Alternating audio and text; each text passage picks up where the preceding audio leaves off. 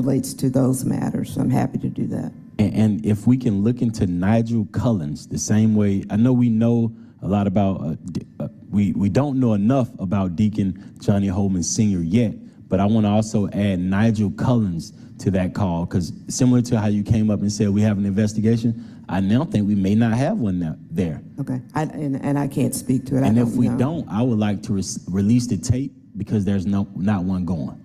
If there is not one going. But Nygil Cullins. I'll have to check on that. I just don't know off the top of my head. Because transparency is key. Oscar Kane is a friend of mine. He fought and he died. Police officers murdered Oscar Kane, a friend of mine, but he fought to put cameras on police officers. We credit him where I'm from with being the person, being the activist to put the cameras on police officers in Atlanta. He was murdered by a police officer who turned his camera off.